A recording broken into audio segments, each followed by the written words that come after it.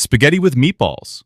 Juicy spaghetti with an intense flavor and soft, flavorful meatballs. Want to see how we cook them? Then leave a like and keep watching. We'll divide the preparation into phases, with each phase requiring us to prepare the ingredients before working with them. Let's start with part 1, preparing the ingredients for the meatballs. While I'll leave you with the weights and measures in the description, we'll need a mix of grated Parmesan and Pecorino Romano cheeses, chopped pork lard, some stale breadcrumbs soaked in water for 10 minutes, a beaten whole egg. Use the right amount based on the weight of the ground meat, a quarter of a sweet onion, a fifth of a garlic clove, finely chopped parsley, and finally, some nutmeg. Of course, add salt. And a mix of 80% ground beef and 10% pork. We prepare the dough and add all the ingredients to the bowl, being careful to squeeze the water out of the breadcrumbs and adding the egg a little at a time last. Add a little egg and begin kneading. If the dough is too dry, add a little more egg and continue kneading. The consistency should be soft but not too wet. If you slip up with the egg, you can fix it by adding a little breadcrumbs, although I personally don't like it in meatballs. Now it's time to shape the meatballs. We grease our hands with olive oil and take a small amount of ground meat. I weigh them to make them all the same size, aiming for 60 grams per ball. I ball them up like a snowball and, without throwing them at anyone, I place them on the cutting board. Once the meatballs are made, we move on to the next step, frying.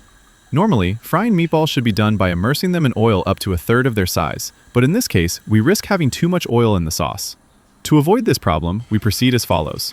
Fill the bottom of the pan with plenty of extra virgin olive oil. Once the oil is hot, use the mini meatball tester to test the temperature. Add the meatballs, frying them a few at a time without drowning the pan. Since the oil is limited and the meatballs are loaded with cheese, we need to prevent them from sticking to the bottom. Let them caramelize, but turn them frequently. So, I proceed by frying a few at a time, and when they are browned on the surface, I set them aside. They don't need to be cooked inside.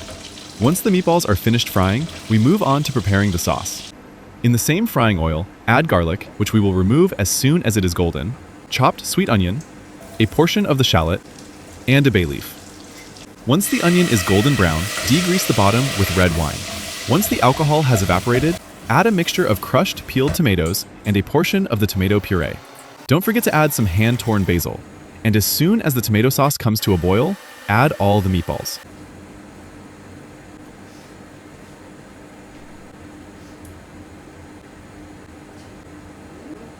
We'll continue cooking over medium heat until the tomatoes are shiny.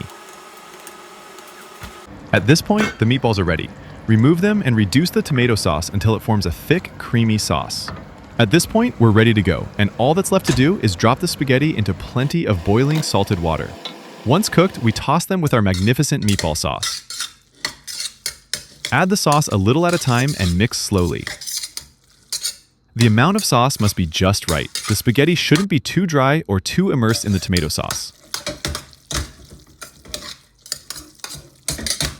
At this point, all that's left to do is roll everything up and place it on a plate with the meatballs, and enjoy this deliciousness.